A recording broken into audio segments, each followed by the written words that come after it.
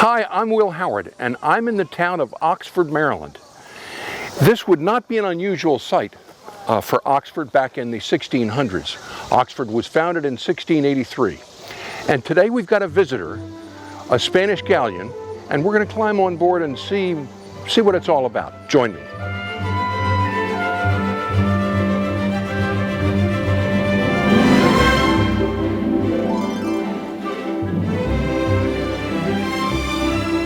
We're with Ulises Custodio, and you're the manager of the ship. That's right, yes. All right, and tell me the history about it, and tell me, were you here when they started building this boat? I was not involved in the building process, unfortunately. I was actually picked up or shanghaied when the ship got to China. But yeah, I mean, the building process took about 18 months. And that was done in Spain? That's right, in South It's a Spanish galleon. It is a Spanish made. It's a replica of a Spanish galleon from 16th, 17th century, and they thought it was an important type of ship because these ships were what made it possible for Spain to become an empire. I mean, these ships were the cargo ships that were transporting all the gold, silver, and spices from Central and South America, and even from Southeast Asia back to Spain. There were 4 fleets of galleons. 3 of them were doing the journey from Spain over to the New World, to Central and South America, and then there was another fleet called the Manila Galleon, which was doing the journey from West Coast Mexico to the Philippines. And like this, they created the first global route, the first global trading route in history. They were communicating Southeast Asia. Everybody was doing commerce with the Spaniards through the Philippines. It was China, Malaysia, Thailand. Everybody was getting to the Philippines to trade with the Spaniards. The Spaniards will then sail back to West Coast Mexico, cross Mexico with mules, and get it on the other fleet of galleons that would take it back to Spain. Well, we are on the gun deck, and this would be the living quarters for about 200 men back in the days. Wow! So 200 men living in hammocks here, all packed up. Down below in the holds they would have the provisions, but also livestock, so that added up to the heat, the smell. So the conditions, the living conditions on board were not the most. 200 men. Let's kind of do a pan to show how. Well, it's big, but for 200 men, it's going to be pretty tight. It was indeed. And you have to imagine then that whenever they engaged fire with whatever all the boats, then the heat here was tremendous. I mean, people would also die here from suffocation from the heat and the smoke of the guns, rather than by being hit by the enemy. Now, what number of pound are these guns? These are 8-pounders. 8-pounders. Yes, sir. This would be what a medium-sized galleon like this one would have as weaponry. But there were bigger galleons with bigger cannons. Even there were galleons that had 2 gun decks, and galleons that were smaller as well and had smaller cannons. This would be a medium-sized galleon, standard size galleon, and they would normally have these 8-pounders. So what's the longest trip you've been on the ship? The longest, I think it was 26 days when we crossed the Indian Ocean and we went up to Egypt. From Sri Lanka, we left and we did the crossing, and then we just went up the Red Sea straight, and we landed in Egypt. Now you said it came to China. Is that where you got aboard? That's correct. Yeah, I was kind of shanghaied over there, and actually in Shanghai City. That was the goal of the first voyage of the ship, was to get to Shanghai World Expo, and so they went there. I was sleeping there, and we met, and it was a nice match. How many crew do you have on the boat? Right now we're 20. It's not too many, but for the kind of voyages that we're doing here on our tour through the East Coast, is enough. I mean, we have to take into account that this main yard here is 5,000 pounds, and we do everything with block and tackle. We do it all with manpower. So it takes about 16 people pulling the ropes down there to hoist the yard, and then another 5 or 6 people on the quarterdeck controlling the sails. We're with Lelda Schmidt, and Lelda, what brings the ship to Oxford? Well, it's kind of a secret, but it is a businessman of Oxford who has organized this on short notice, and it was amazing. I look out the window, and all of a sudden I see this gigantic boat called El Galleon from Spain. And since then there has been a major buzz in town, people all over the place, one car after the other going down Oxford Road. And you know, it is amazing when you approach the water and all of a sudden this gigantic boat appears. It has a huge hull.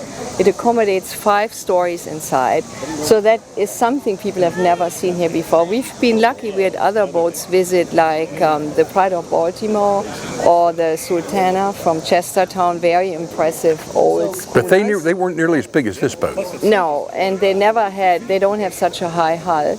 And this boat is much older. It's from the 16th century. It's a replica, but the original boat was from the 16th century, while the other boat are 18th century. So, now we are on what we call the noble area, and this area would be used by the nobles in Spain, the dukes, the counts, the marquis. They would be normally the ones that would have enough money to build a ship like this and make it sail and make some profit out of it. As we talked before, these were cargo ships, so they were into commerce. And well, whenever the owners came on board, they would use this fancy area. They were not used to life at sea, so they thought that by building this fancy area for themselves, they would be a lot more comfortable.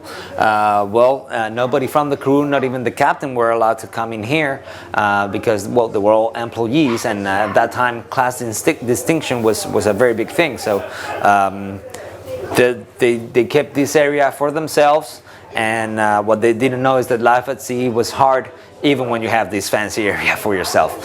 So yeah, we just actually all the furniture in here was tailor-made, following exactly the depictions of a book from the 17th century that described and depicted how all the furniture in the galleons was. Both crew and owners would have to rely on what at that time was possible to preserve for a long time, and that was mainly salted meat and fish, and then things that were preserved in oil. They carried some livestock on board as well, both to carry to the new colonies to create the farms, and also to have some food that was preserved alive until it was dinner time.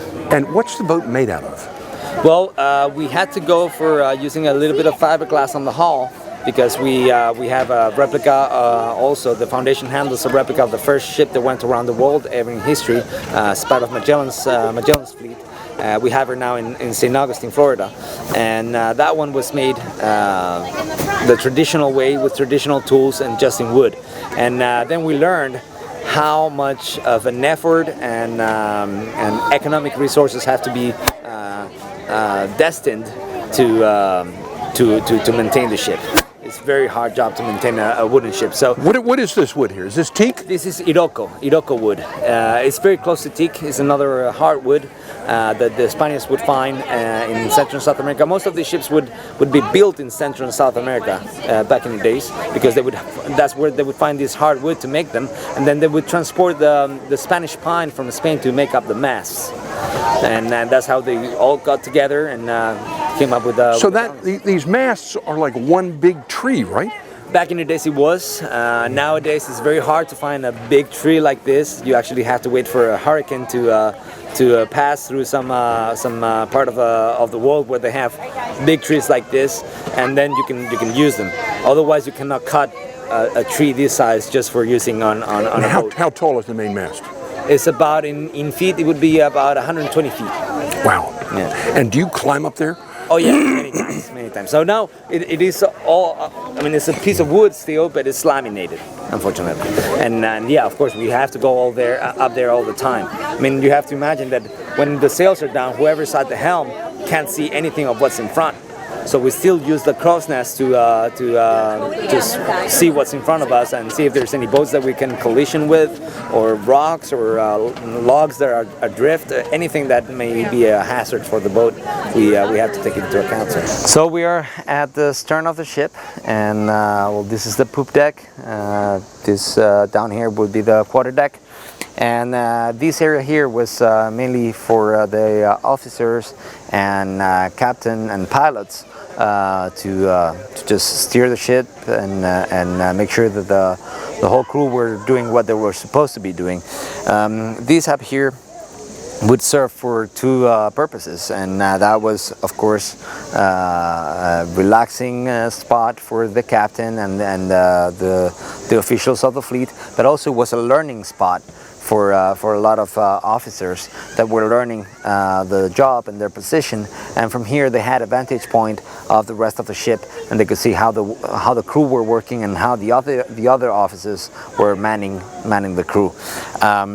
Also, well, we have the stern light. Back in the days, of course, it was an oil lamp, and yeah, it would just serve to position the ship for the other ships to see, and so that they wouldn't run into any collisions or anything like that.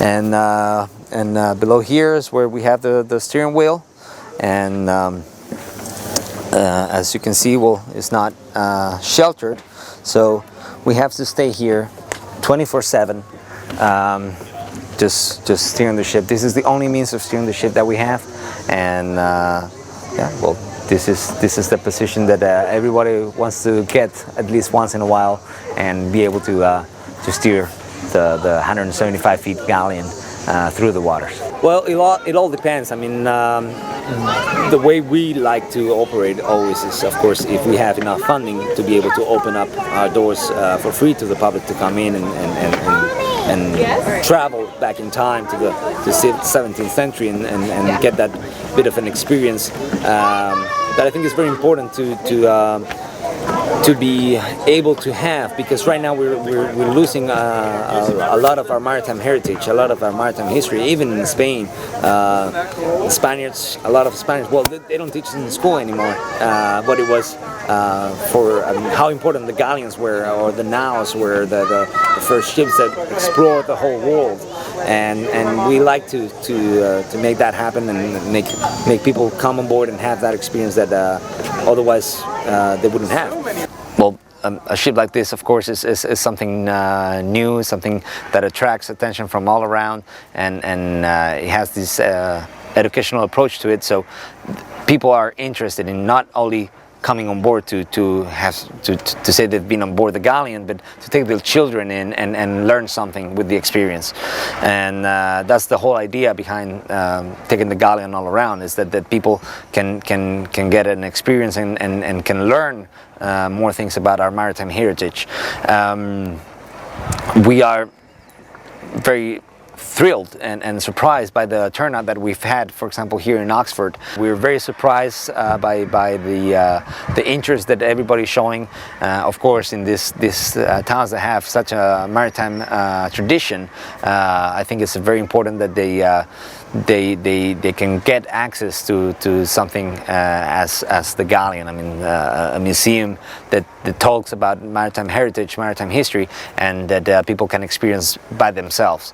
I have to say that the foundation is very happy by how things are turning on, and how much of an interest is shown by the people in here in Oxford and from towns around.